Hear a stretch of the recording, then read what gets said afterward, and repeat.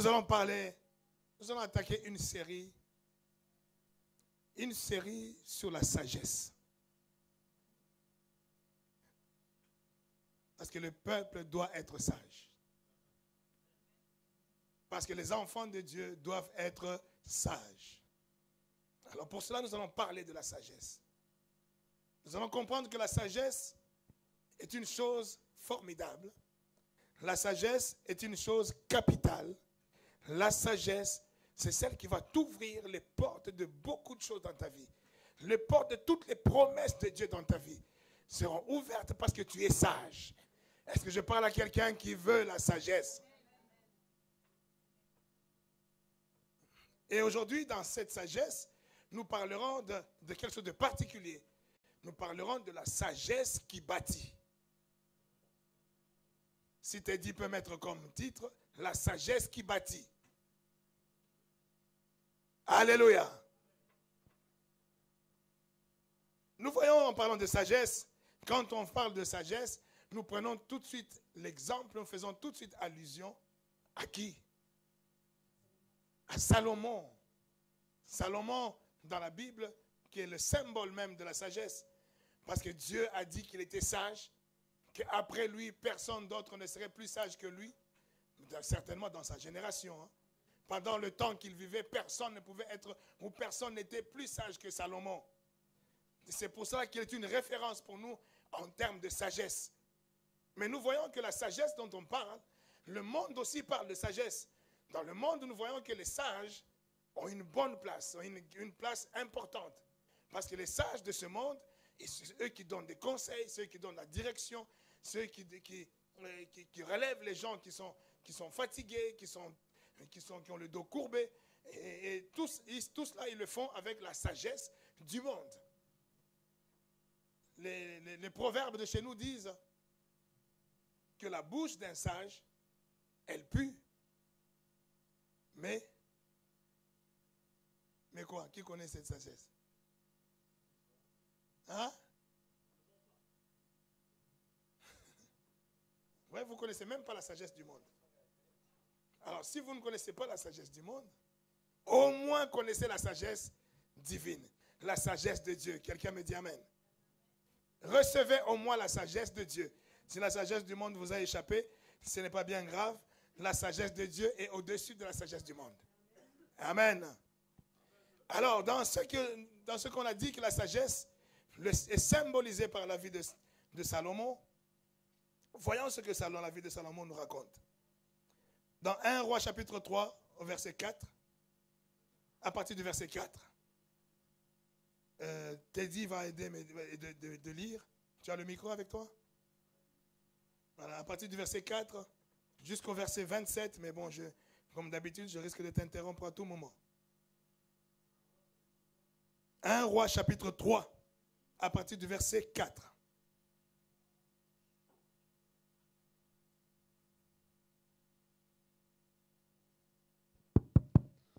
Le roi se rendit à Gabaon pour y sacrifier, car c'était le principal des hauts lieux. Salomon offrit 1000 holocaustes sur l'autel. Le roi, il parle de Salomon, le roi se rendit à Gabaon pour y sacrifier. Et sacrifier, ça, je vais introduire quelque chose qu'on verra dimanche. Dimanche, nous parlerons de la louange, nous parlerons de l'adoration et nous parlerons du sacrifice de louange. Alléluia.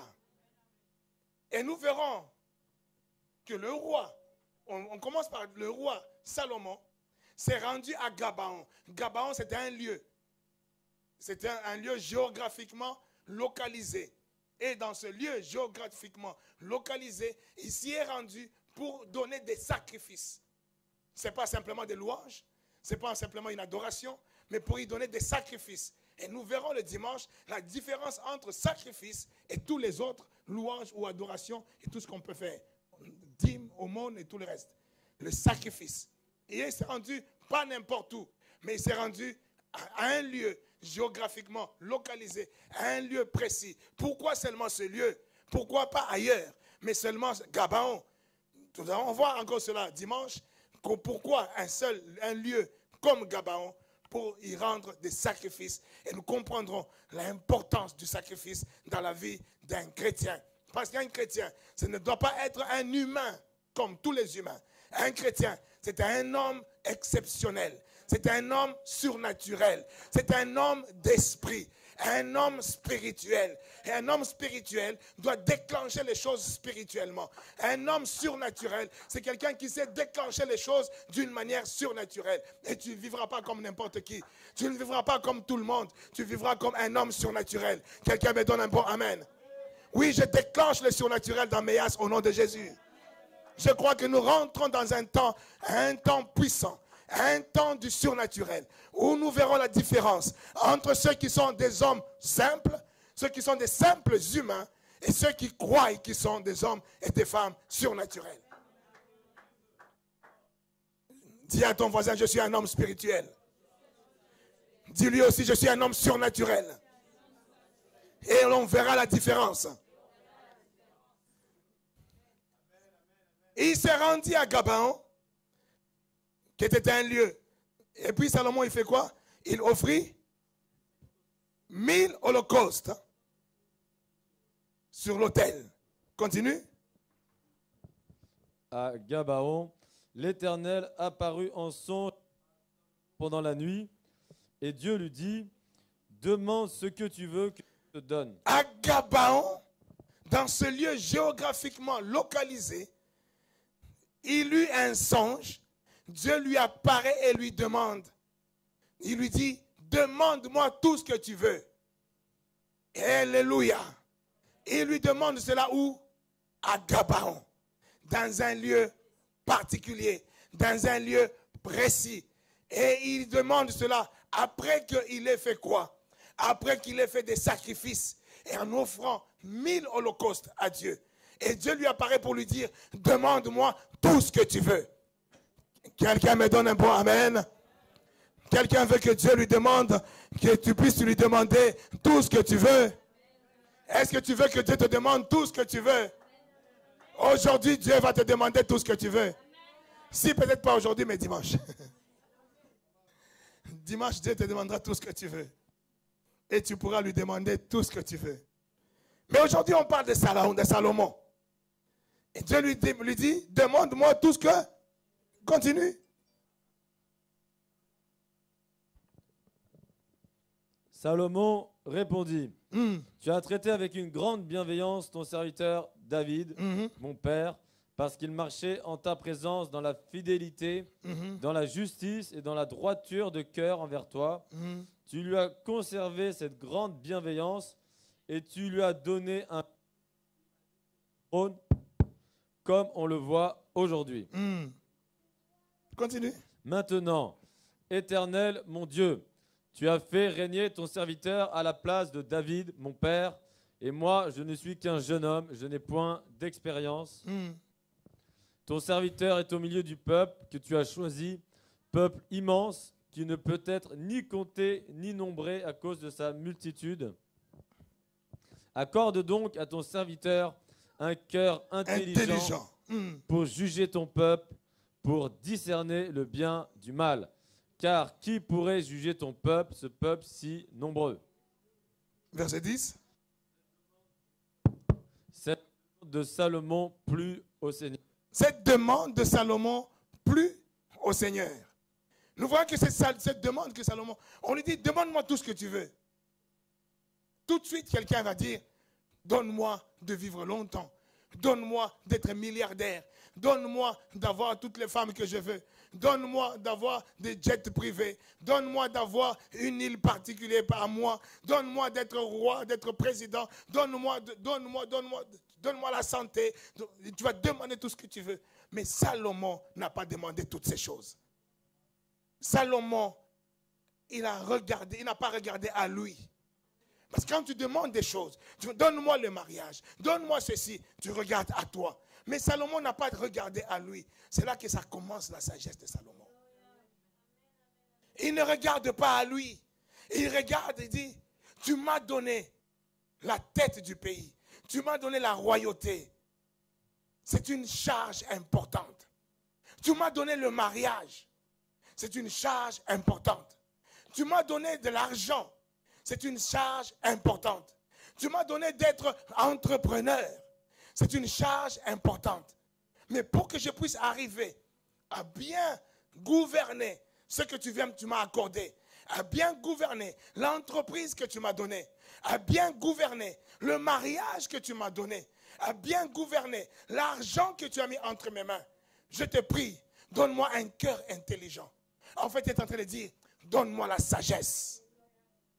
Quelqu'un peut dire, donne-moi la sagesse. Non, dis encore, donne-moi la sagesse. Dis, donne-moi la sagesse. Et c'est ça qui a plu à Dieu. Dieu, il dit, la Bible dit, que cela, la demande de Salomon a plu à...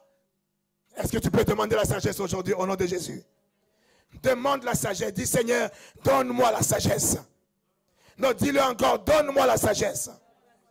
Je veux gouverner ma vie. Ma vie est un don. Et je veux gouverner ma vie avec sagesse. Alléluia. Continue, te dis.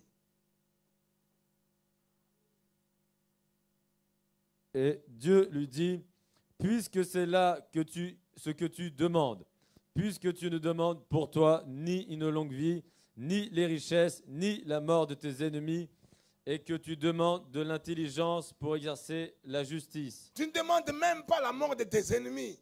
Aujourd'hui, quand demande-moi tout ce que tu veux, tout de suite, que mes ennemis tombent, que mes ennemis se meurent, que mes ennemis soient écrasés, que les sorciers de ma famille, que celui qui bloque ma vie, que celui qui ceci, tu ne me demandes même pas ça. Donc tu es un homme sage. Tu es un homme qui a un bon cœur. Ça veut dire aussi, tous ceux qui sont là à demander que le Seigneur puisse tuer tous ceux qui t'ont fait du mal, c'est que tu es quelqu'un de suspect. C'est que tu es quelqu'un de très, très, très suspect. Quelqu'un est d'accord avec moi? Tu ne demandes pas même pas la mort de tes ennemis. Mais c'est bien, je suis content de toi. Dieu est content de lui, est content de sa position, content de son raisonnement, content de sa manière de voir les choses. Qui ne sont pas tournés vers lui, mais qui sont tournés vers les autres favorablement. Alléluia. Qui ne sont même pas tournés vers les autres à pouvoir les détruire. Non. C'est pour ça que j'ai dit la sagesse qui bâtit. Parce qu'il y a des sagesses qui détruisent. La sagesse de ce monde va t'amener à la destruction. Mais la sagesse de Dieu t'amènera à bâtir. Alléluia. Continue de dire. Voici, j'agirai selon ta parole. Je te donnerai un cœur sage et intelligent, de telle sorte qu'il n'y aura eu personne avant toi et qu'on ne verra jamais personne de semblable à toi. Je te donnerai en outre ce que tu n'as pas demandé. Je te donnerai en plus ce que tu n'as pas demandé. Parce que tu as demandé tellement une chose noble, une chose qui me touche, qui me rend joyeux. Et je trouve cela très merveilleux. Parce que tu m'as demandé ça, je te donnerai même ce que tu ne m'as pas demandé. Et c'est quelqu'un qui veut avoir, ou qui veut avoir de la part de Dieu, même ce que tu ne lui as pas demandé. Parce que tu ne sais même pas ce qui est bon pour toi. Mais comme Dieu, lui, il sait ce qui est bon pour toi. Abandonne-toi entre ses mains. Sois simplement agréable à lui. Tu verras qu'il te donnera tout ce que ton cœur désire. Et il te donnera même ce que ton cœur ne désirait pas. Mais qui est tellement important pour toi. Mais toi, tu ignorais parce que tu es faible, parce que tu manques de connaissances, parce que tu manques de jugeote, parce que tu ne sais pas exactement ce qui est bon pour toi. Alléluia. Demande la sagesse. Dieu te donne en plus de la sagesse ce que même tu ne lui as pas demandé. Alléluia. Oui, continue. Nous avons fait la lecture, après nous avons décollé. Je te donnerai en outre ce que tu n'as pas demandé, des richesses et de la gloire, de telle sorte qu'il n'y aura pendant toute ta vie aucun roi qui soit à ton pareil. Et si tu marches dans mes voies, en observant mes lois et mes commandements, comme l'a fait David, ton père, je prolongerai tes jours. Salomon s'éveilla et voilà le songe. Salomon revint à Jérusalem et se présenta devant l'arche de l'alliance de l'Éternel. Il offrit des holocaustes et des sacrifices d'action de grâce. Alléluia. Quelqu'un peut dire sacrifice d'action de grâce. Sacrifice d'action de grâce. C'est-à-dire, il y a les actions de grâce, mais c'est aussi des sacrifices d'action de grâce. Ça, c'est pour dimanche. Alléluia. Il y a des actions de grâce. Il y a aussi des sacrifices d'action de grâce. Quelqu'un me dit un bon amen. Je dis, ça va chauffer dimanche. Il arrive, il revient, il a reçu. On lui a dit, je te donne même ce que tu ne m'as pas demandé. Parce que tu m'as demandé la sagesse. Et il venait d'offrir des holocaustes.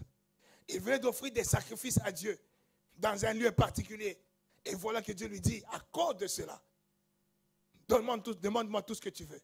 Et maintenant, il part, il revient.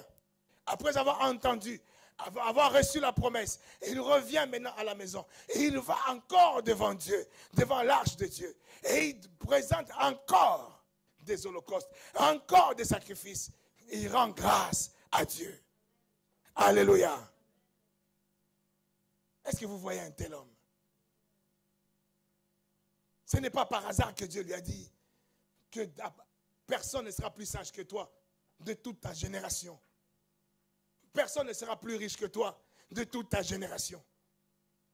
Personne ne jouira de mes faveurs plus que toi de toute ta génération. Cela est dû au cœur de Salomon. Un cœur bon, un cœur qui est tourné vers les autres, un cœur qui n'est pas tourné vers lui-même, un cœur qui n'est pas rempli d'égoïsme, rempli d'égocentrisme, rempli d'orgueil, mais un cœur libre, un cœur de bébé. Est-ce que quelqu'un me comprend? Écoutez, je suis en train de, par ce passage, je voulais élever encore l'importance de la sagesse. Pour que vous puissiez comprendre combien la sagesse est importante dans la vie d'un homme. Si tu n'es pas sage dans ta vie, tu peux avoir beaucoup de biens. Tu peux être béni. Et d'ailleurs, la Bible dit, nous sommes tous bénis de toutes sortes de bénédictions dans les lieux célestes. Et il n'a pas dit que nous sommes bénis parce que nous sommes sages. Mais il a dit, nous sommes bénis tout court. Sage ou pas sage, tu es béni. Mais le problème n'est pas que tu es béni. Le problème, c'est que comment tu vas jouir de ta bénédiction? Si tu n'as pas la sagesse, tu risques fort de ne pas jouir de ta bénédiction. Si tu as la sagesse, c'est là que tu vas rentrer et tu jouiras de ta bénédiction. Celle que même Dieu t'a déjà accordée. Et à ce moment-là, Dieu n'est plus en cause. Dieu a déjà béni. Maintenant, toi, acquiers la sagesse. Acquiers la sagesse qui va te faire jouir de tout ce que Dieu t'a déjà accordé. Oh Dieu, donne-moi. Il a déjà donné en Jésus-Christ. Alléluia. Je disais que nous sommes des hommes et des femmes spirituels. Des hommes et des femmes surnaturels. Des hommes et des femmes bien-aimés. Quand tu es ces hommes et ces femmes-là, spirituels, exceptionnels, tu dois savoir aller chercher les choses d'en haut. Les choses d'en haut, c'est-à-dire les choses spirituelles. C'est là qu'il y a la bénédiction. Il dit, nous sommes déjà bénis de toutes sortes de bénédictions. Où ça? En haut. C'est là qu'il faut aller les chercher. Il faut déclencher spirituellement ces choses. Or, ces choses spirituelles se déclenchent par des choses matérielles palpables. Quelqu'un me dit encore amen. Vous croyez que Salomon, il a reçu cette vision de sagesse? Il a reçu comment? C'est quelque chose qui vient d'en haut. Mais il a reçu comment? Parce qu'il a fait des holocaustes. Parce qu'il a fait des offrandes. Et il l'a fait sur une terre particulière. Ça a déclenché les choses d'en haut. Quelqu'un veut dire, je vais déclencher les choses d'en haut. Nous verrons le dimanche. Vous avez entendu des bruits de mort, des gens qui sont en train de mourir à gauche, à droite. Nous sommes au mois de novembre, où les gens meurent. On attaque décembre, c'est encore des morts. C'est novembre, décembre, ce sont des périodes, des saisons de sacrifice. Où dans des familles, on sacrifie. Ou dans des villes, on sacrifie. Ou dans des pays, on sacrifie. Dans le monde des ténèbres, on n'arrête pas de sacrifier. Est-ce que quelqu'un va dire avec moi, chez moi, il n'y aura pas de sacrifice? Non, dis-le encore, chez moi, il n'y aura pas de sacrifice. Mais nous verrons comment stopper les sacrifices de ce monde Comment on peut les stopper dans ta famille? Comment tu peux les stopper dans ta vie? Comment tu peux les stopper dans ton couple? Comment tu peux stopper les sacrifices que le monde fait? Parce que c'est en cette période que nous voyons ces choses, oui ou non? En cette période, nous voyons beaucoup de nouvelles. Un tel est mort, un tel est mort, un tel est mort. Est-ce que tu as envie de stopper cela au nom de Jésus? Salomon, par la sagesse, il est en train de nous démontrer que la sagesse est une clé. C'est la clé qui t'amène au succès. C'est la clé qui t'amène à la réussite. La clé qui t'amène à la prospérité, au bonheur. La sagesse. Quelqu'un peut dire la sagesse. Continue, te dis. Et il fit un festin à tous ses serviteurs. Alors 2 femmes prostituées vinrent chez le roi et se présentèrent devant lui. L'une des femmes dit, « Pardon, mon Seigneur, moi et cette femme, nous demeurions dans la même... » Écoutez attentivement cette histoire. Cela démontre, après avoir parlé de la sagesse de Salomon, de la promesse de ce que Salomon a demandé à Dieu, la sagesse. Et Dieu lui a dit, je t'accorde la sagesse. Et tout de suite derrière, on commence par des faits concrets, des faits de sagesse. Et le premier fait de sagesse que la Bible nous rapporte, c'est cette histoire de cette femme, de 2 femmes. Et qu'est-ce qu'elle nous dit? Mon Seigneur, moi et cette femme, nous demeurions dans la même maison et je suis accouché près d'elle dans la maison. 3 jours après, cette femme est aussi accouchée. Nous habitions ensemble, aucun étranger n'était avec nous dans la maison, il n'y avait que nous 2. Le fils de cette femme est mort pendant la nuit parce qu'elle s'était couchée sur lui. Elle s'est levée au milieu de la nuit, elle a pris mon fils à mes côtés, tandis que ta servante dormait, et elle l'a couché dans son sein, et son fils qui était mort, elle l'a couché dans mon sein. Le matin, je me suis levé pour allaiter mon fils, et voici, il était mort. Je l'ai regardé attentivement le matin, et voici, ce n'était pas mon fils que j'avais enfanté. L'autre femme dit, « Au contraire, c'est mon fils qui est vivant, et c'est ton fils qui est mort. » Mais la première répliqua, « Nullement, c'est ton fils qui est mort, et c'est mon fils qui est vivant. » C'est ainsi qu'elles parlèrent devant le roi. Continue. Le roi dit, l'une dit, « C'est mon fils qui est vivant, et c'est ton fils qui est mort. » Et l'autre dit, « Nullement, c'est ton fils qui est mort, et c'est mon fils qui est vivant. » Puis il ajouta, « Apportez-moi une épée. » On apporta une épée devant le roi. Et le roi dit, « Coupez en 2 l'enfant qui vit, et donnez-en la moitié à l'une. » Coupez l'enfant vivant. Ça s'explique bien. Parce que couper en 2 l'enfant qui vit, tu peux croire que non, on va d'abord le tuer et puis on va le couper en 2. Non. Coupez en 2 l'enfant vivant. Et donnez-en la moitié à l'une et la moitié à l'autre. Alors la femme dont le fils était vivant sentit ses entrailles s'émouvoir pour son fils. Et elle dit au roi, « Ah, mon Seigneur, donnez-lui l'enfant qui vit et ne le faites point mourir. » Mais l'autre dit, « Il ne sera ni à moi ni à toi, coupez-le. » Et le roi, prenant la parole, dit, « Donnez à la première l'enfant qui vit et ne le faites point mourir, celle qui est sa mère. » Alléluia. Quelqu'un peut acclamer la parole de Dieu. Te dis, reviens au verset 16. Nous allons aller doucement. À partir du verset 16. Alors 2 femmes prostituées vinrent chez le roi et se présentèrent devant lui. Voilà 2 femmes qui viennent voir le roi pour que le roi fasse justice.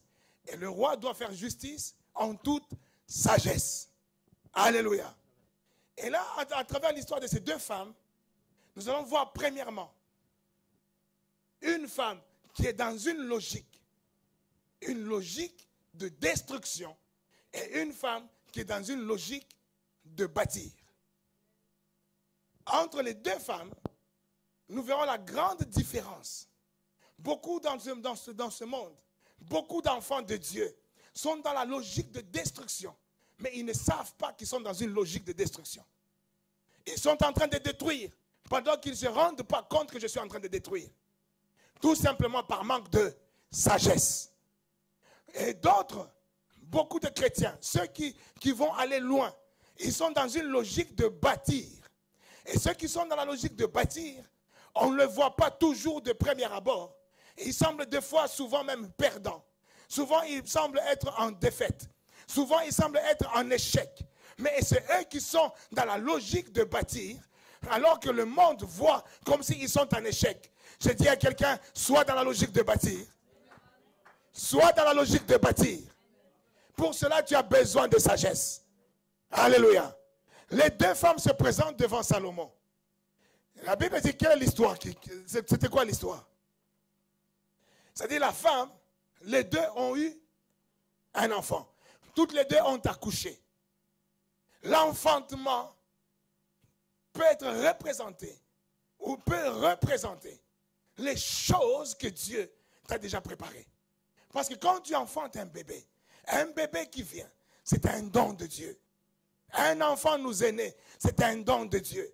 Parce que combien cherchent à avoir des enfants, mais ils n'arrivent pas à les avoir. Combien jeûnent jour et nuit pour avoir un enfant, mais ils n'arrivent pas. Mais il y en a qui ont des enfants avec une telle simplicité. Ils n'ont rien fait de spécial. Ils n'ont rien fait de bon. Ils ne sont pas meilleurs que ceux qui n'en ont pas. Mais ils ont des enfants simplement par la grâce de Dieu. Un enfant, c'est le résultat de la grâce de Dieu. La grâce de Dieu est dans ta vie au nom de Jésus. La grâce de Dieu est sur ta tête au nom de Jésus. Mais cette grâce-là, c'est ça que tu vas enfanter. C'est ça le bébé que tu dois enfanter. Cette grâce-là doit se matérialiser. Cette grâce-là doit porter des fruits. Cette grâce-là va t'amener au mariage, va t'amener à être riche, va t'amener à être à la tête du pays, va t'amener à être le dirigeant ou celui même qui fait du bien à ta famille. C'est la grâce de Dieu. Quelqu'un dit la grâce de Dieu. Mais sur cette grâce de Dieu, et les deux femmes, les deux prostituées ont eu toute la grâce de Dieu. La grâce de Dieu et a fait qu'elles puissent enfanter. Et ils ont enfanté toutes les deux. C'est très bien. Tu as aussi reçu la grâce de Dieu. C'est très bien. Moi aussi j'ai reçu la même grâce que toi. Mais le problème ne s'est pas arrêté là. Il dit que ces femmes-là, il y en a une qui s'est couchée sur son fils pendant la nuit, pendant qu'il dormait, elle s'est couchée sur son enfant. Et son enfant est mort. Et l'autre, elle a dormi à côté de son enfant. Et son enfant est resté vivant. Est-ce que quelqu'un comprend un peu le tableau? Vous vous imaginez une femme qui va coucher sur son enfant. Vous vous imaginez Lisa prend son bébé. Et puis, parce qu'elle est trop sommeil, elle dort. Après, elle se retourne dans tous les sens. Et boum, elle monte sur l'enfant. Est-ce que vous vous imaginez cela?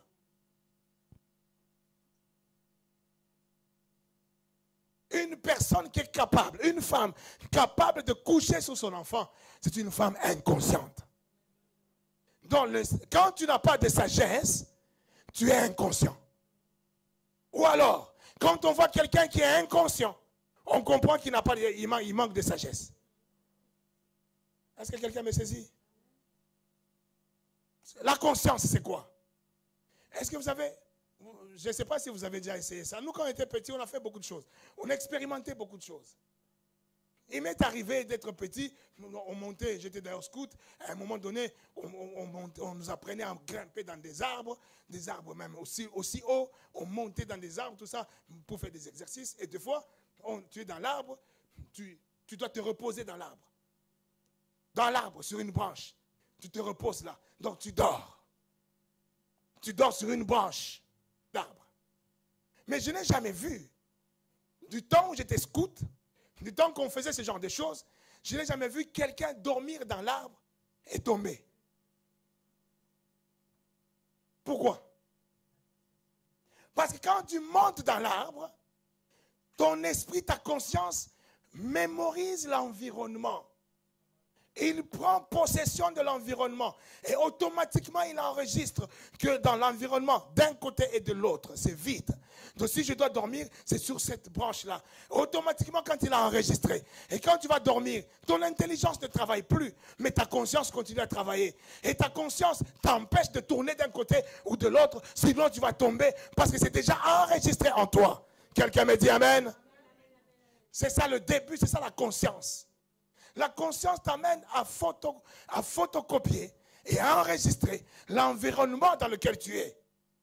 Tu es dans un environnement d'église, un environnement de chrétiens. Tu vas photographier cela.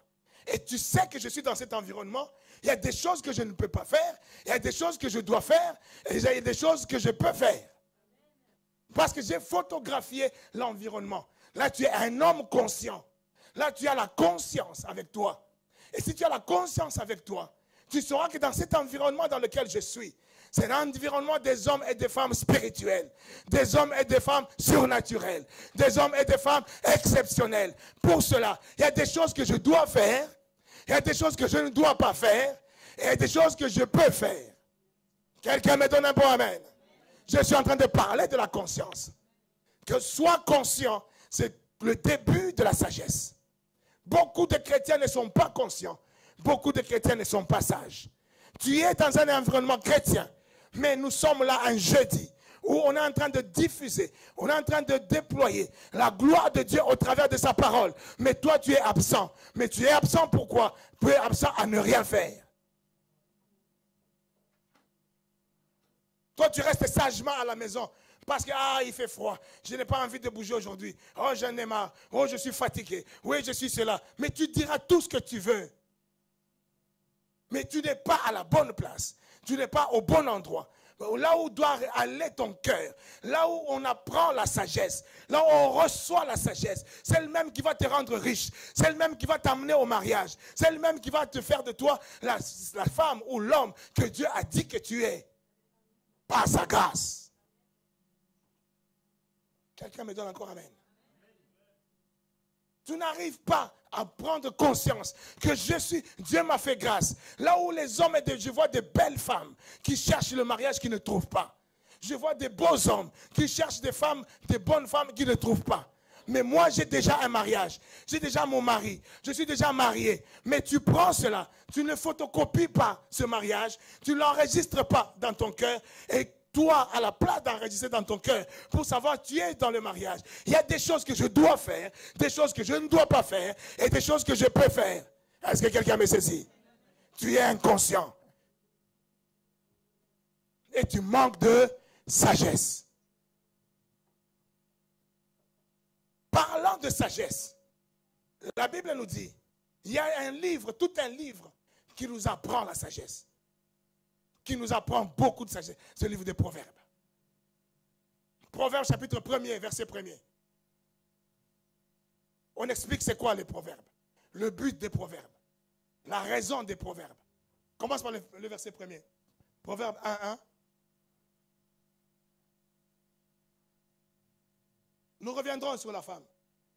Rentre d'abord dans Proverbe. Je veux que vous puissiez acquérir la sagesse.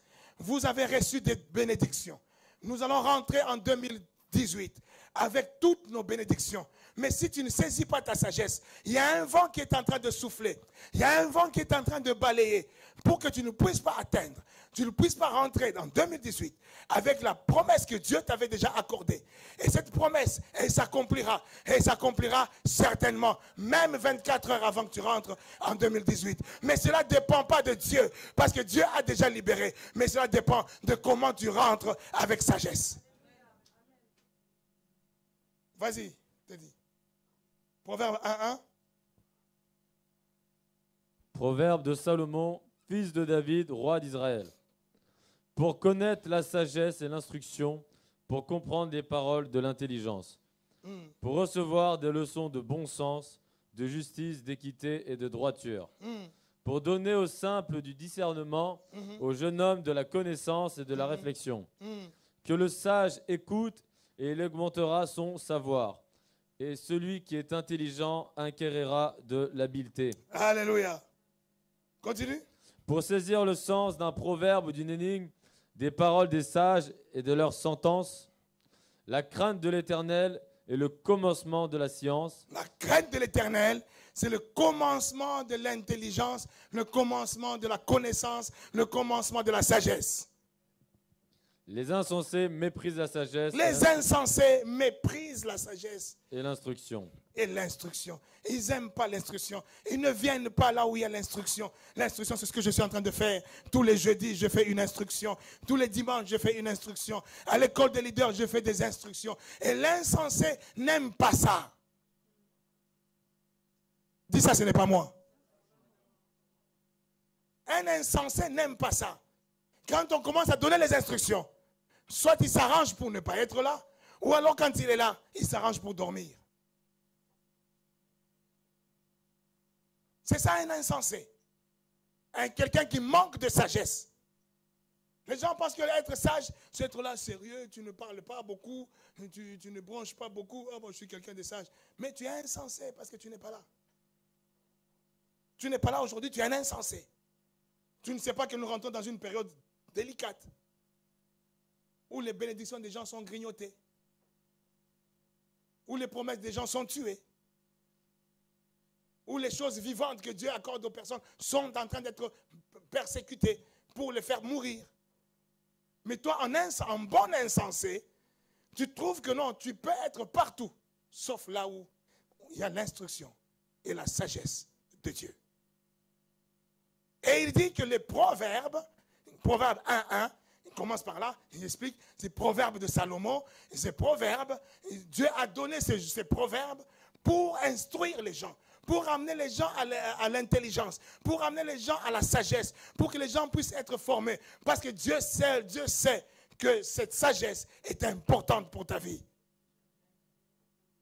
C'est pour cela que nous aussi, nous passerons quelque temps dans la recherche, dans la sagesse, au travers des proverbes.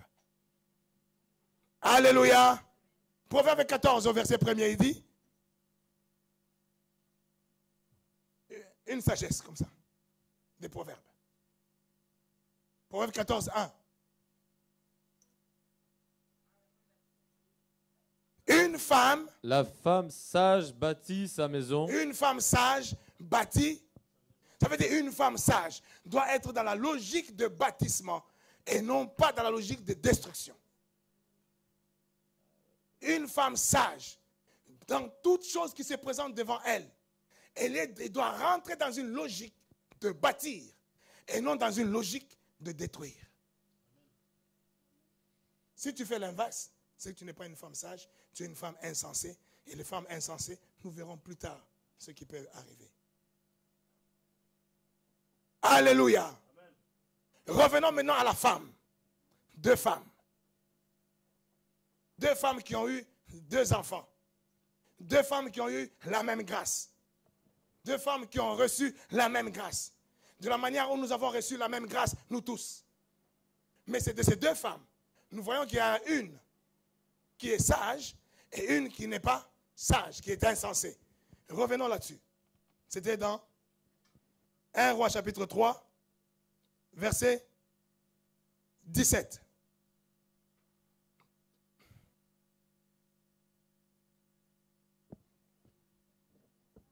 Vas-y. L'une des femmes dit, « Pardon, mon Seigneur, moi et cette femme, nous demeurions dans la même maison, et je suis accouché près d'elle dans la maison. 3 jours après, cette femme est aussi accouchée. Nous habitions ensemble, aucun étranger n'était avec nous dans la maison, et il n'y avait que nous deux. » Nous sommes tous enfants de Dieu. Nous sommes tous dans la maison de notre Père. Nous sommes tous des enfants de Dieu dans la gloire de notre Dieu au nom de Jésus. Et nous avons tous accès à la même grâce, tous de la même manière, sans exception de personne. Quelqu'un me dit Amen. Mais dans cette maison-là de Dieu où nous sommes, dans la même église où nous sommes tous, dans la même chrétienté où nous sommes tous, étant enfants de Dieu tous, ayant la même grâce, nous tous nous avons reçu la même grâce. Voyons maintenant ce qui se passe.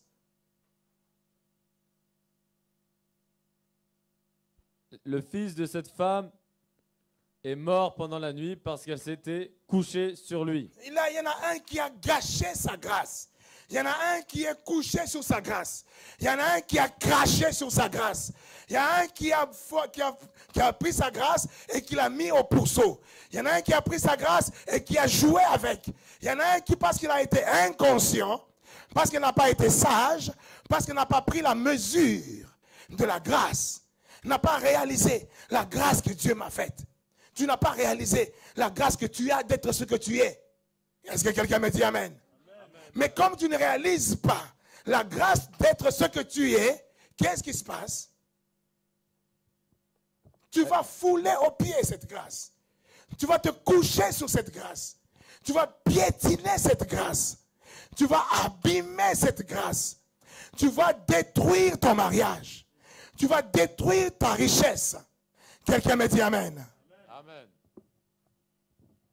Tu vas le détruire, mais il n'y aura personne pour t'aider. C'est toi-même qui, quand elle s'est couchée, il y a quelqu'un qui l'a aidé. Il n'y a personne qui t'a aidé à ça. Oh non, c'est la faute du sommeil. Non, l'autre aussi avait le sommeil. Mais l'autre, lui, ne s'est pas couché sur.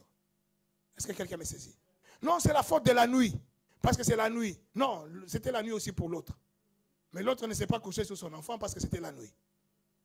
Oh non, c'est la crise dans le monde. Mais la crise est là pour tout le monde.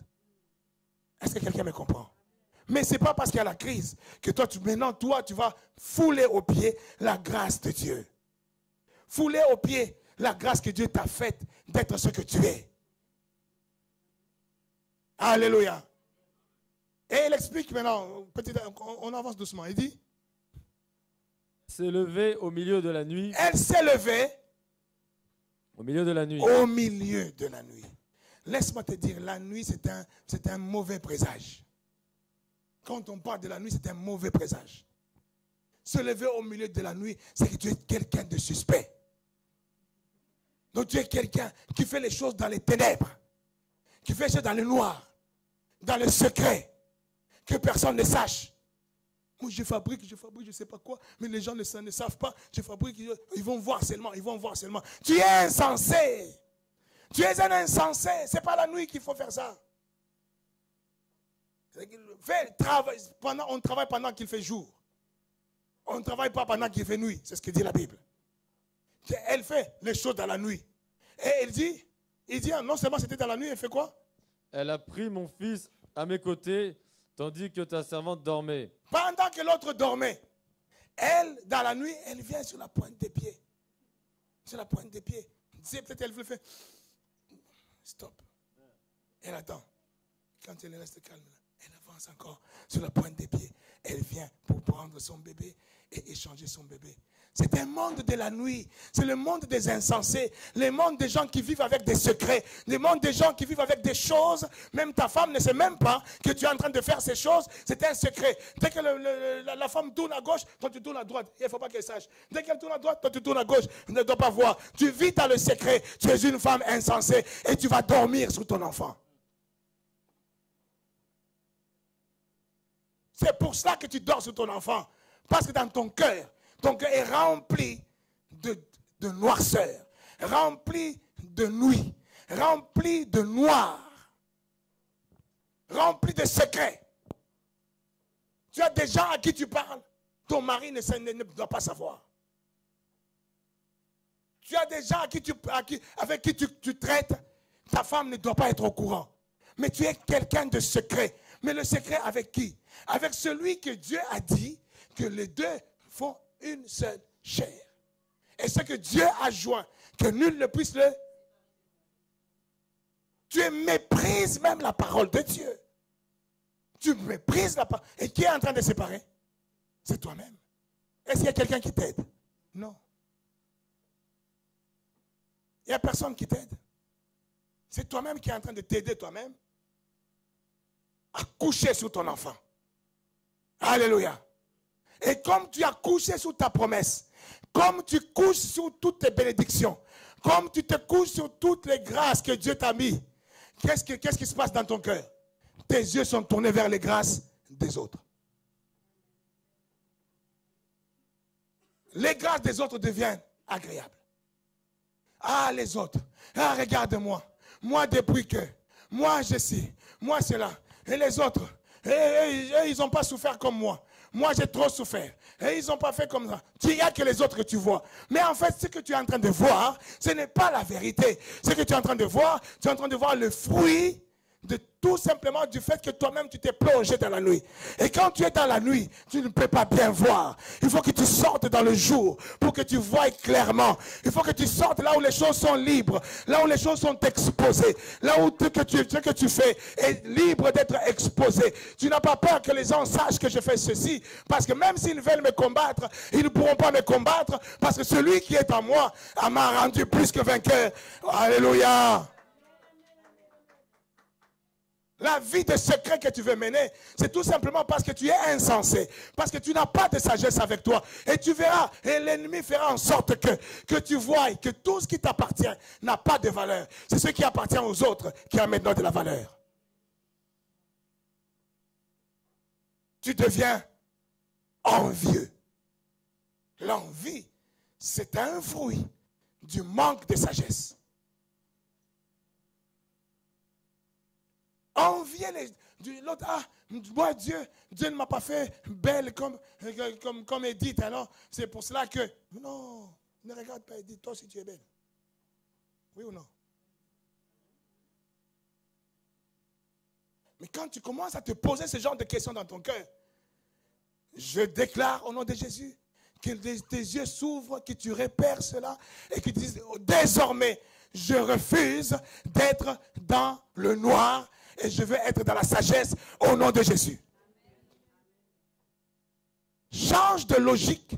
Rentre dans la logique du bâtisseur, qui est la logique des sages, et sors de la logique des destructeurs, qui est la logique des insensés. L'envie. Pourquoi tu dois envier tout ce que les autres ont? Dès que tu vois un tel, mais il y a une nouvelle voiture, ton cœur se déchire. Pourquoi seulement? Pourquoi Dieu n'écoute pas mes prières à moi? Moi, depuis quand j'ai commencé à demander la voiture, il n'y a toujours pas de voiture. Mais regarde, elle vient d'arriver là. Déjà une voiture. Mais c'est parce que tu es dans le noir. C'est parce que tu n'as pas la sagesse. Un homme sage ne peut pas envier la grâce des autres. Parce que dans la sagesse, tu sauras que j'ai ma grâce à moi. Mais moi, qu'est-ce que je n'ai pas fait pour célébrer la grâce que Dieu m'a accordée? Qu'est-ce que j'ignore encore pour rentrer dans la célébration de la grâce que Dieu m'a faite? C'est ça qui va être ton interrogation. Ce n'est pas de dire, regarde les autres, regarde ceci. Et cela va te pousser à commencer à courir dans la sagesse du monde. Tu vas courir à chercher, premièrement, les choses que tu as vues chez les autres. Tu veux maintenant que ce soit chez toi, ça devient ta priorité. Or, la Bible dit, recherchez premièrement quoi? Les choses d'en haut, les choses de la lumière et pas les choses des ténèbres. Les choses de la lumière, dont il dit encore, revêtez-vous de la lumière et non pas des ténèbres. Les ténèbres, ce n'est pas seulement les choses du péché.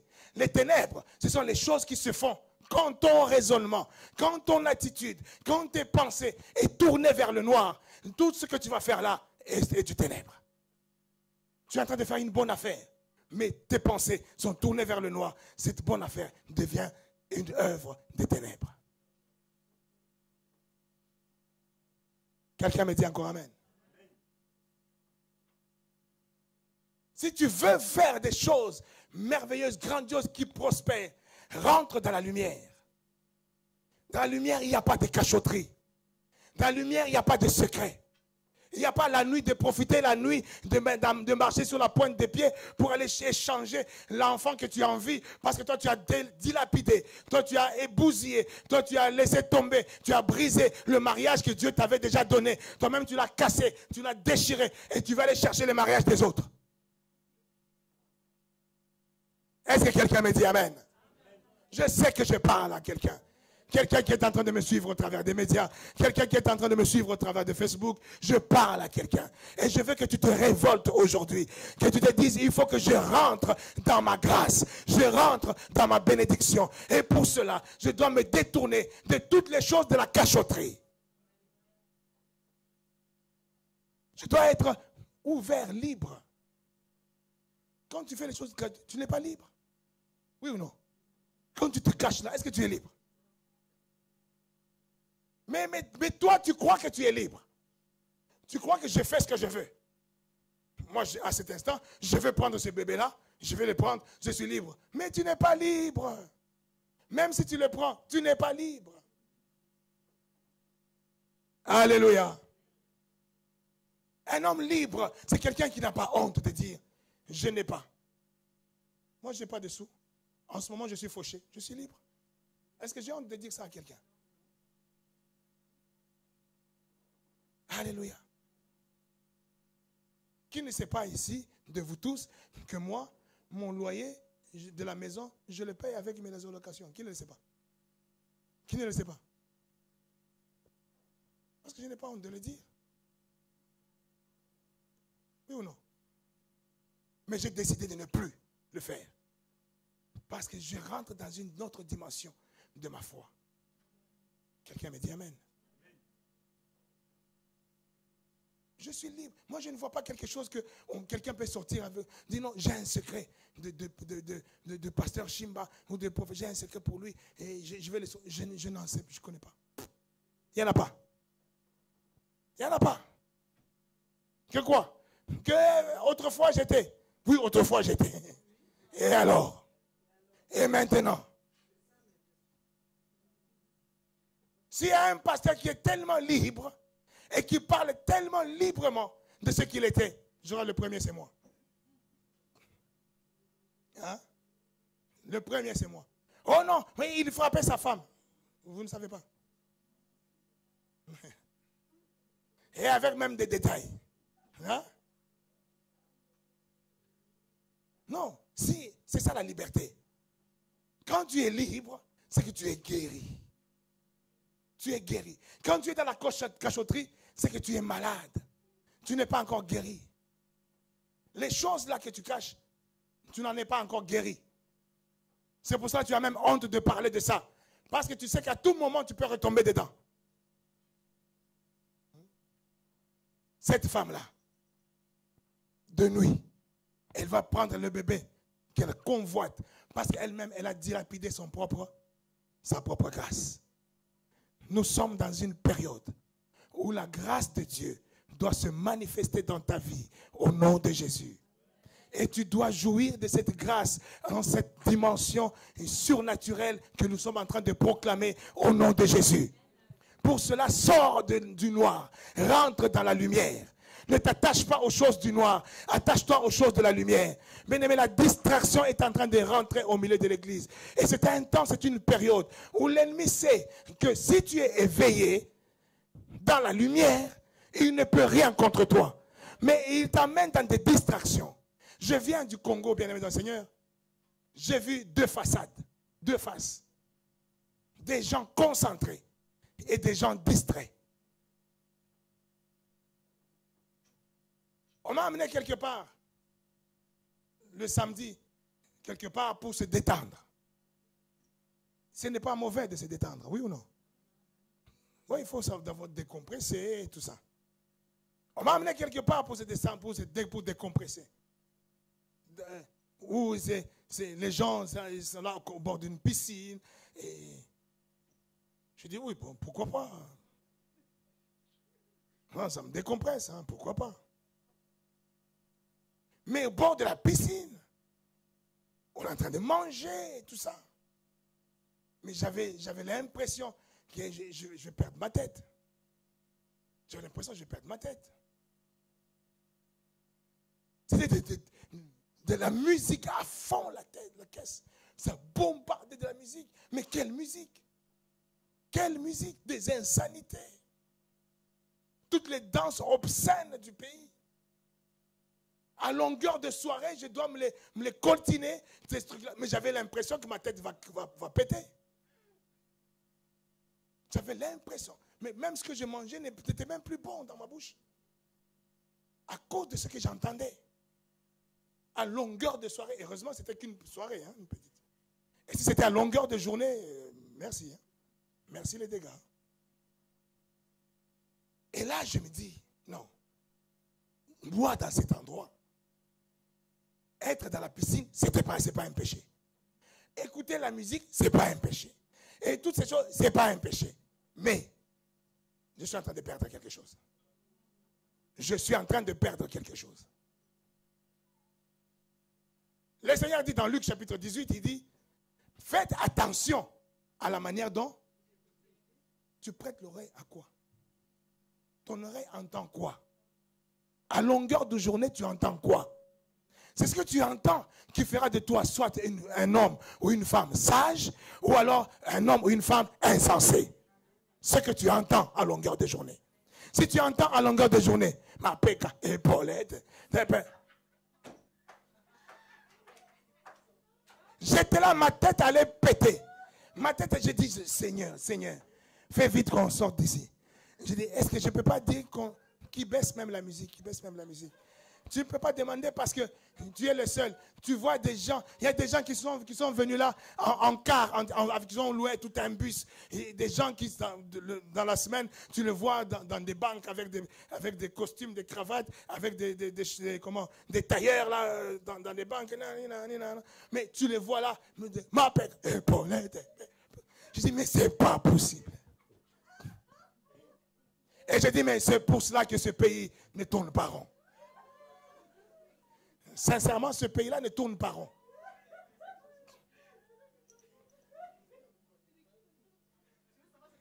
Alléluia. Alléluia. Faites attention de la manière dont vous... C'est pas moi qui l'ai dit. C'est qui l'a dit? Et c'est Jésus qui l'a dit. Hein?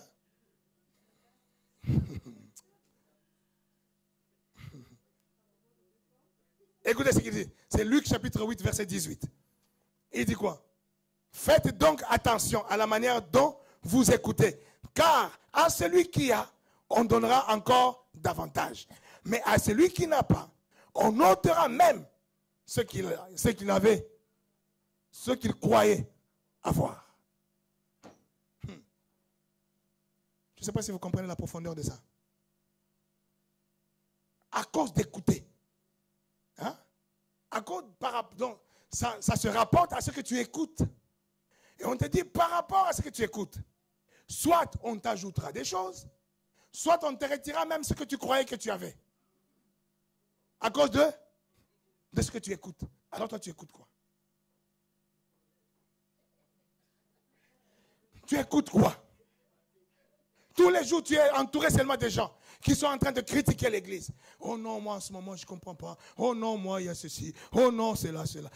Tu écoutes quoi? J'ai parlé avec Roland hier. Il me dit, je dis, apparemment il y a beaucoup d'absents. Il dit, on a eu quelques discussions avec les Aïcha et tout ça. On a conclu, on s'est dit que c'est peut-être à cause du message de la grâce. Et les gens commencent même à être absents à cause du message de la grâce. Dans mon cœur, j'ai levé ma main. Dans mon cœur, j'ai levé ma main. Je dis, je lève ma main et je déclare que la grâce sera prêchée jusqu'à la fin de ma vie.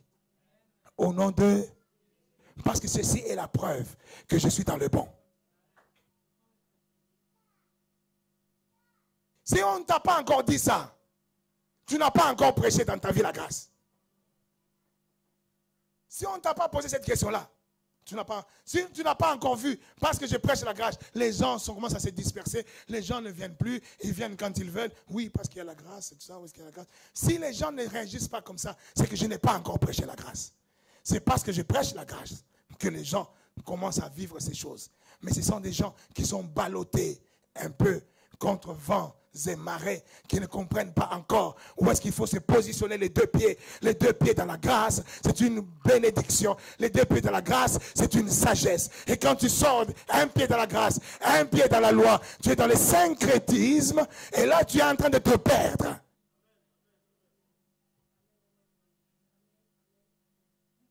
Alléluia.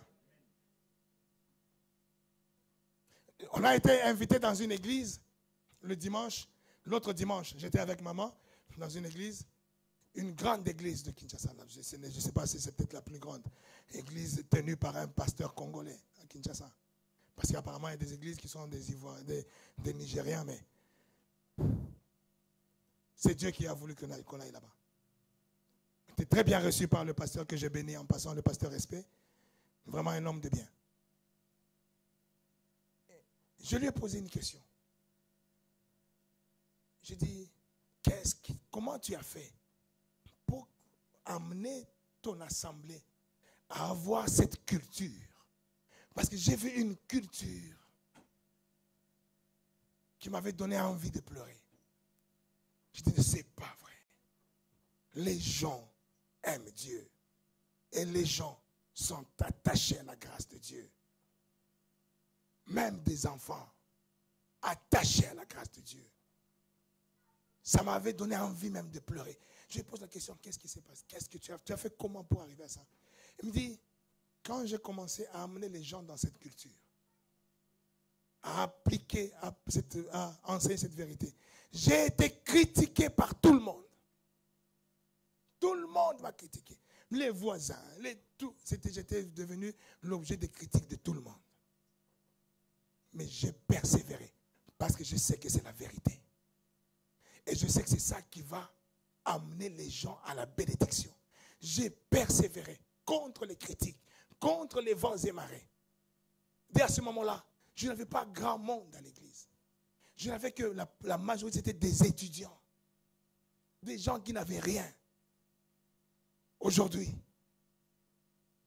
cette église que tu vois là, regarde, tu vois derrière un écran, l'écran géant sur lequel on a, là c'est une télé géante qui prend tout le mur là. Tu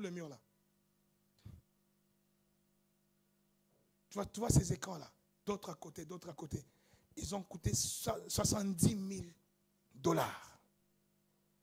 Et ce n'est pas moi qui ai payé. C'est une maman de l'église.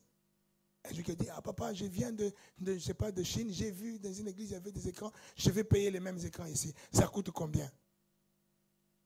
Je paye moi-même. 70 000 $, elle a payé. Mais toutes ces mamans, c'est des mamans qui étaient venues là, dans l'église, sans rien.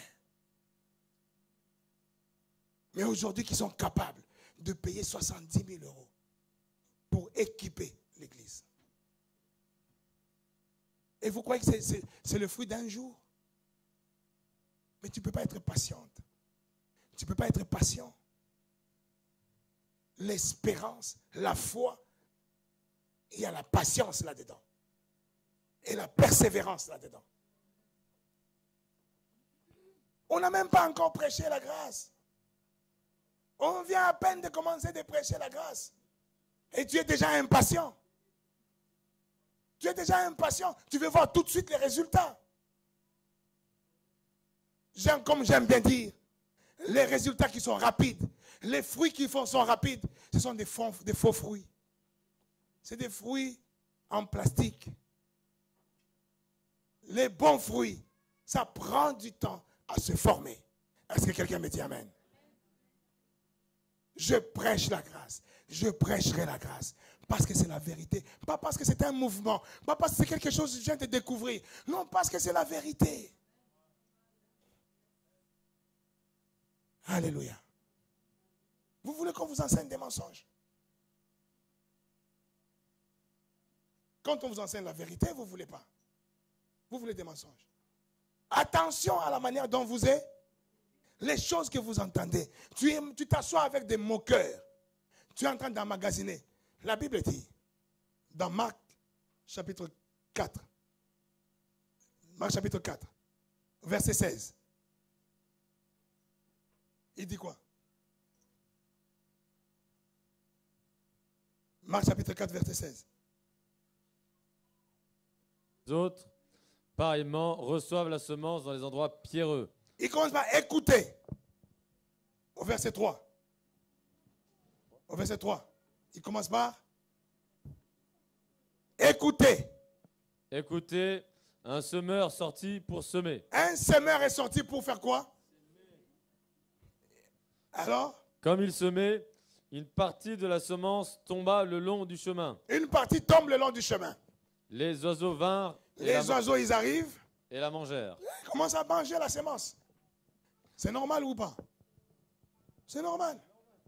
Et après, Une autre partie tomba dans un endroit pierreux, une autre partie tombe là où il y a des pierres. où elle n'avait pas beaucoup de terre. Il n'y avait pas beaucoup de terre. Est-ce que ça peut prendre des racines? Non, ça ne peut pas prendre des racines. Elle leva aussitôt, parce qu'elle ne trouva pas un sol profond.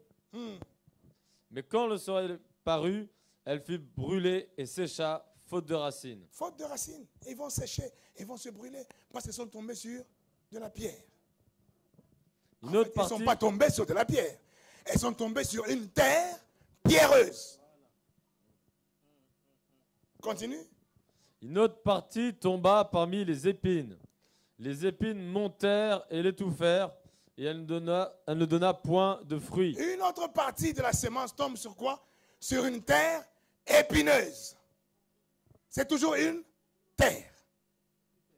Et Dieu, quand il a créé le monde, dans Genèse, le 6e jour, il forma l'homme de la terre. Il forma l'homme de la poussière dans la terre.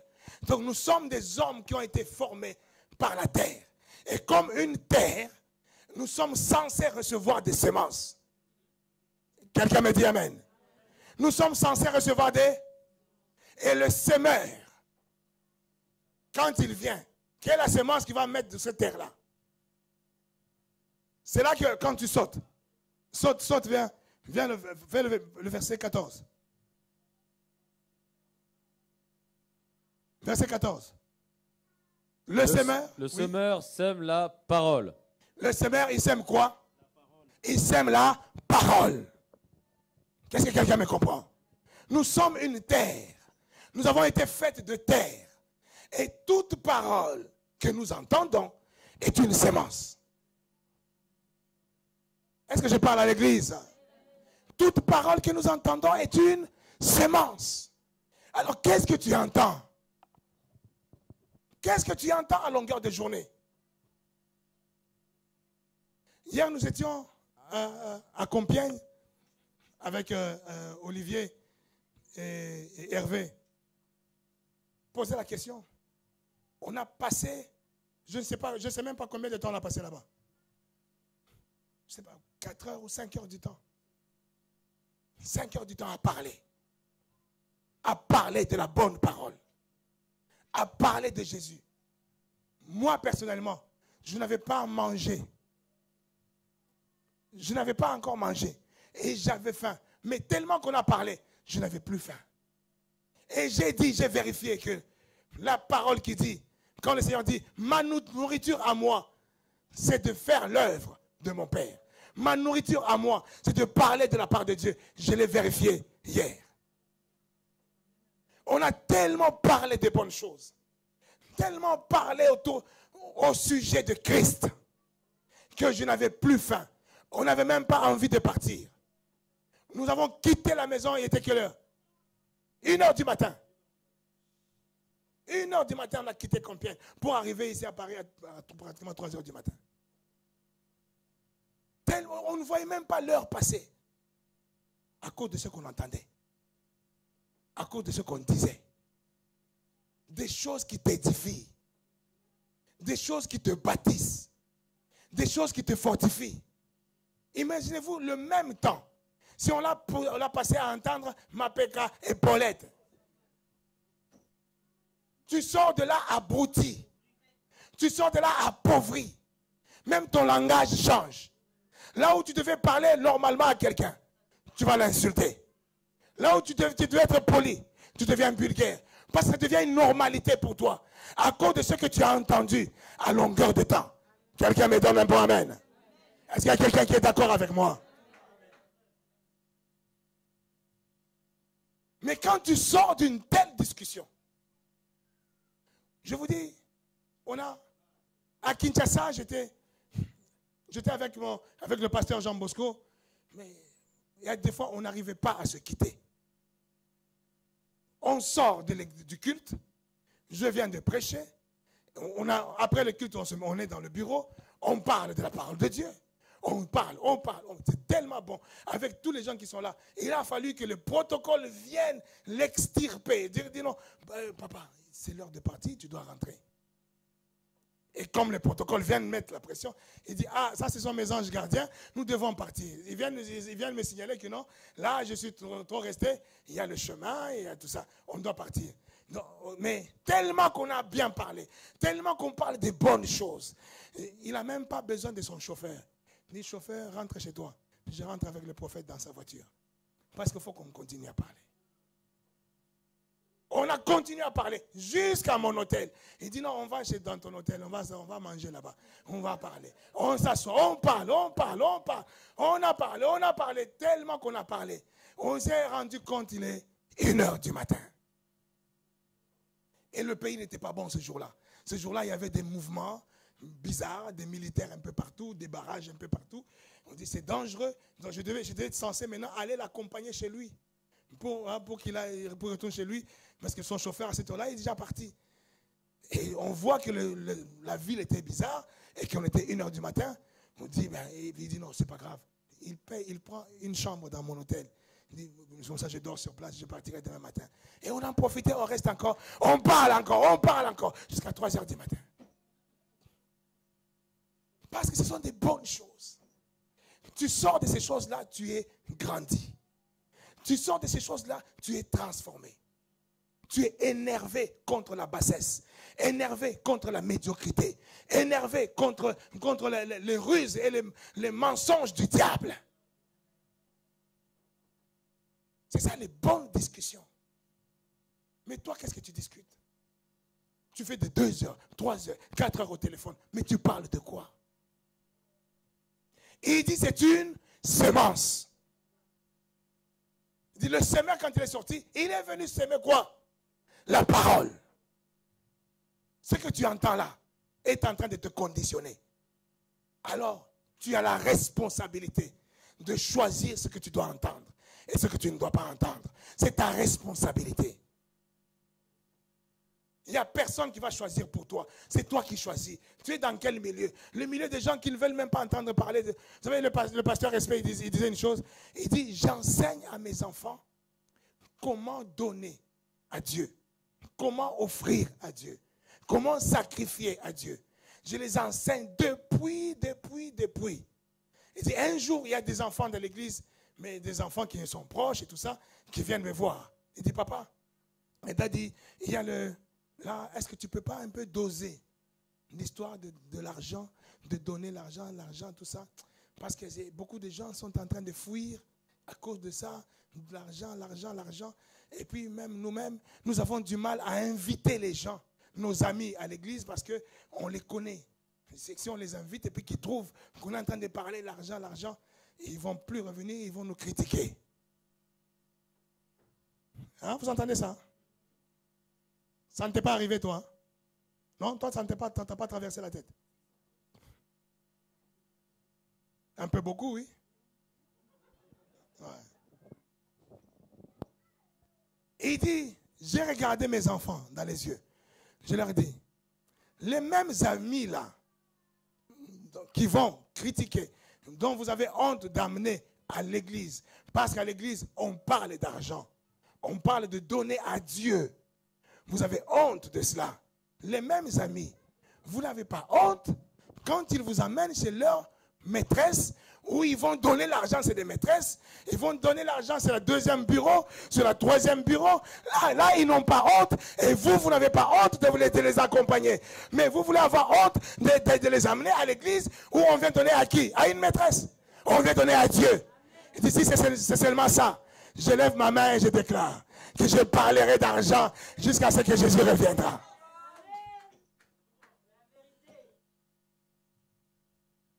Et parce qu'il a persévéré, il a été critiqué par tout le monde. Critiqué même par des églises voisines. Mais aujourd'hui, même les églises voisines donnent leur exemple. Vous voyez là-bas, ils aiment Dieu.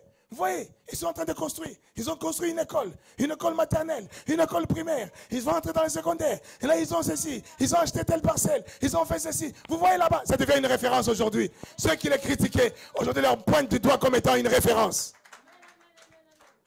À cause de la persévérance dans quoi? Dans la vérité. Alléluia. Est-ce que tu vas sortir de cette médiocrité-là? Est-ce que tu peux quitter cette médiocrité? Et tu t'étonnes. Tu t'étonnes pourquoi je ne prospère pas. Pourquoi je ne grandis pas. Pourquoi ça ne marche pas pour moi. Pourquoi dans mon couple, moi, ça ne marche toujours pas. Pourquoi dans mon église, moi, ça ne marche toujours pas. Tu t'étonnes. Pourquoi tu t'étonnes? Pourquoi tu t'étonnes? Quelle est ta priorité au quotidien? Quel est le pilier, le roc sur lequel sont assis, sont basés tes discussions, tes débats, tes divertissements? Mes divertissements à moi, ce sont les divertissements que je peux faire avec le pasteur Jean Bosco. Ça, ce sont, même quand le dimanche, il nous a invités, je prends mes petits frères, mon grand frère, mon petit frère, tous, ils nous invitent dans un grand restaurant. Et là, ils claquent. Et là, autour d'un bon repas, où on est en train de... C'est un des beaux restaurants maintenant de la place. Il claque, il dit, pour ça, je suis dans mon divertissement. Je mange avec des gens avec qui je partage les choses d'en haut. Et pendant qu'on mange, on rigole, on se marre bien. Mais autour de quoi? Au sujet de Christ. Laisse-moi te dire, il y a des bons divertissements en Jésus-Christ. Tu seras bien diverti en Jésus-Christ. C'est parce que tu n'as pas voulu, tu ne changes pas encore ta nature. Non, tu n'as pas encore changé de nature. Ce n'est pas parce que tu es resté longtemps dans... C'est pas un bout de bois et resté longtemps dans l'eau qui deviendra poisson. Non. Il faut que tu changes de nature, tu deviennes poisson. Alléluia. Tu ne te plais pas dans ces choses parce que ce n'est pas encore ton environnement. Est-ce que je parle à quelqu'un? Tu ne te plais pas dans ces choses, je répète, parce que ce n'est pas encore ton environnement normal. Ce n'est pas encore ton environnement naturel. Ton environnement, c'est encore le monde. C'est pour ça que tu te plais dans les épaulettes. Non, mais ça m'a scandalisé. Vous voyez que ça, je le répète beaucoup plus, ça m'a scandalisé. À un moment, il y a mon père spirituel qui m'a appelé. Il m'appelait, je l'ai pris au téléphone, j'étais là-bas. J'ai dit, papa, tu ne peux pas savoir, ici, je suis mal. Il dit, je suis mal. Et là, je vois que dans ce pays, il y a beaucoup de distractions. Beaucoup de distractions. Alléluia. Et quand tu vois des pasteurs, comme le pasteur Espé, comme le pasteur Jean Bosco, quand tu vois ces gens-là, tu comprends, bien-aimé, tu comprends. Ce sont des gens que tu ne trouveras pas dans ce genre de milieu. Ce n'est pas parce que dans ce milieu-là, il y a le péché, non. Parce que tu es en train de recevoir des semences qui ne sont pas bonnes. Et tu es en train de te corrompre toi-même, personne ne t'a forcé. Tu te corromps librement. Alléluia. Des gens qui se consacrent à de bonnes choses. Et ça, ce n'est même pas lui qui me l'explique. On est en train de discuter avec d'autres serviteurs de Dieu qui le connaissent de près. Il y a un serviteur qui dit, tu vois ce pasteur-là, tous les samedis, il ne sort pas, il s'enferme pour préparer le culte de dimanche. Je dis, ah bon? Il dit, tu vois ce pasteur-là, chez lui, il n'y a même plus de télévision. Ah bon? Mais parce que tu te dis, il dit non, je n'ai pas dit que la télé c'est un péché. Non. Qu'est-ce que j'entends à longueur de journée à la télé? Ce que j'entends à longueur de journée. Et je peux te dire, ici, c'est encore gentil. Ici, c'est encore gentil. Là-bas, quand tu entends des Molières, quelqu'un qui prend le nom de Molière. Molière, c'est un poète. Molière, c'est quelque chose de noble. Molière, mais entend les insanités qui sont là. Mais on l'appelle Molière. Et si tu entends ça à longueur de journée, mais tu ne peux pas être quelqu'un de poli. Non, l'impolitesse va prendre le dessus sur ta politesse. Je suis désolé. Et on s'étonne que dans tout un pays, la majorité des gens sont impolis. On s'étonne. Alléluia. Bien-aimé dans le Seigneur, vous savez, quelqu'un comme moi, ce n'est pas pour me vanter, mais je ne sais pas comment on insulte quelqu'un. Je ne sais pas. C'est bizarre, hein? Je ne sais pas. Est-ce que vous avez déjà entendu Olivier insulter quelqu'un? Même quand il est fâché. Hein? Même quand il est désagréable. Mais il sort des insultes dans la bouche. Non. Non. En fait, si vous avez entendu peut-être en mon absence, dites-le moi parce qu'il faut que je corrige. Non. Non, ce n'est pas possible. Mais allez dans ce pays-là. Mais les gens s'insultent avec une grande facilité. Une facilité déconcertante. Et j'en reste baba. Je dis, mais je suis où là? Pour un bête truc, les gens s'insultent terriblement. Terriblement. Moi, je n'ai pas connu ça. Moi, je n'ai pas grandi dans ça. Je ne sais pas comment insulter quelqu'un. Je peux être désagréable, je peux être désagréable envers toi, mais dire, oui, toi, je ne sais pas, moi, regarde son nez comme un chimpanzé. Ça sort d'où ça? Hein? Mais si tu regardes la télé là-bas, à longueur de journée, tu finiras par être quelqu'un qui va insulter les gens. Oui, parce que c'est une sémence. Alléluia. La sagesse. La sagesse veut que tu puisses t'éloigner de toutes ces choses des ténèbres. Quelqu'un qui n'est pas sage, il est envieux. Il va envier toujours. Ce qui se passe chez les autres, c'est toujours bien. Ce qui se passe chez toi, c'est toujours mauvais. Oui ou non? Quelqu'un qui est dans le manque de sagesse ou dans la logique de destruction et non de bâtir. On va finir là-dessus. Reviens sur la femme là.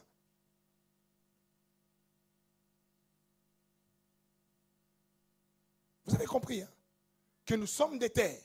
Et tout ce que nous entendons, ce sont des semences. Et c'est à toi la responsabilité de choisir ce que tu entends en longueur de journée. Ça peut paraître bête. Hein? Tu es là toute la journée, tu regardes que les infos. Tu dis, oh non, moi je regarde que les infos. Mais dans les infos, là, qu'est-ce qu'ils disent aux infos? Ce qu'ils disent aux infos va te conditionner. Ça va te conditionner. Que tu le veuilles ou pas. Mets-toi à écouter des bonnes choses. Mets la Bible audio si tu n'as pas. Mets la Bible audio si tu n'as pas le courage d'ouvrir le livre comme ça, de lire. Mais même la Bible audio, tu es en train de faire la vaisselle, tu es en train de faire le travail, la Bible est en train de parler. Même si tu n'écoutes pas vraiment, mais ta conscience est en train de capter des choses. Et la parole de Dieu est une puissance. Même si tu sembles que non, je n'ai pas bien compris, mais c'est une puissance. C'est pour ça que la grâce que je suis en train de parler, que toi tu n'es pas compris aujourd'hui, que toi tu t'es un peu évadé aujourd'hui parce qu'il y a eu la grâce. Mais moi j'ai confiance en ce message. Je sais que ce message c'est une puissance. Cette puissance est en train de te conditionner, que tu le veuilles ou pas. Mais si tu persévères à l'écouter, c'est là que tu vas arriver à la conclusion ou au fruit du message de la grâce. Le fruit du message de la grâce.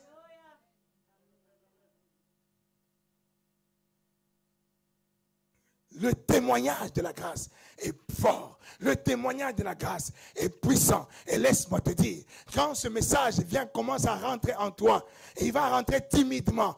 Il rentre en toi, tu as l'impression de ne rien comprendre. Mais tu continues, tu persévères à écouter, à entendre, à poser des questions, à être là où le message est diffusé, là où le message est enseigné. Tu t'en imprègnes. On va répéter encore les mêmes choses. On les répétera 2, 3, 4, 10 fois. On les répétera. Et quand la répétition va rentrer en toi, ça va forcément porter des fruits. Alléluia. Ne t'inquiète pas de ce qui se passe aujourd'hui.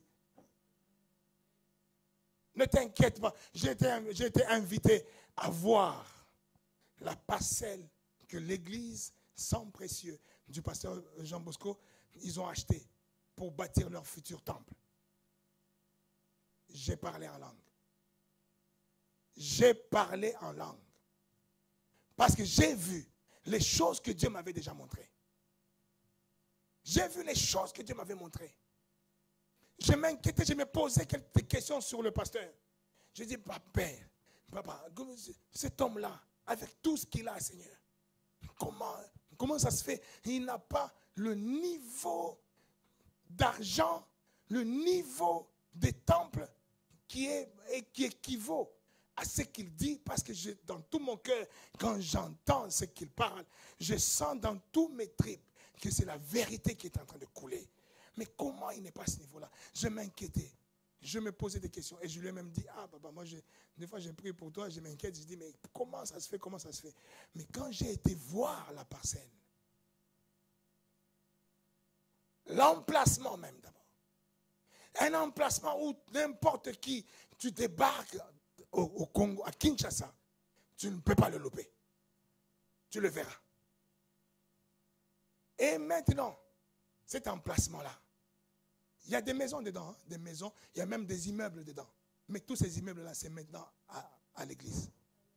Tous ces gens-là qui sont là et tout ça, on a fait tout le pâté des maisons, tous ces gens-là. On passe tous, ils nous appellent, bonjour pasteur, bonjour pasteur. Tous, ils savent qu'ils disent non, tous ils ont des préavis. Il leur reste 3 mois. 3 mois, ils vont tous dégager. Et on va raser tout ce que tu vois là. Toutes les maisons, tu vois là, on va les raser. Et on est en train de dire, mets-nous en prière, parce qu'on est en train de maintenant de chercher, de prendre le petit bout qui reste au coin. C'est une station essence. On va prendre ce petit bout-là. On est en train de prier pour nous, pour qu'on prenne ça. Mais je ne sais pas si lui savait ce que moi je voyais.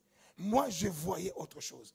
Moi, je voyais la réputation de cet homme être une grande réputation dans ce pays, à cause de ce qui va se bâtir en ce lieu-là. Et ça, c'est le fruit de la grâce. Mais ça a commencé par des critiques.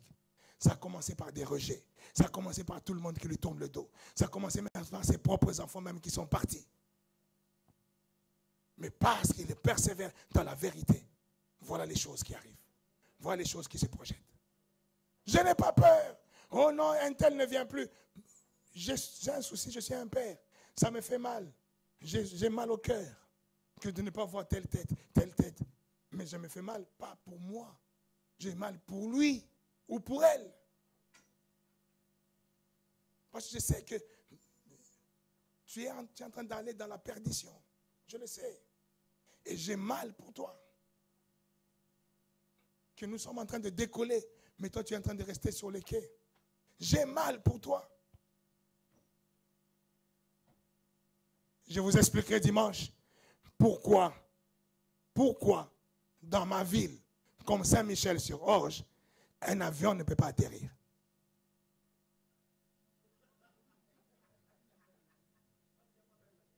Parce qu'il n'y a pas d'aéroport. Que Dieu vous bénisse.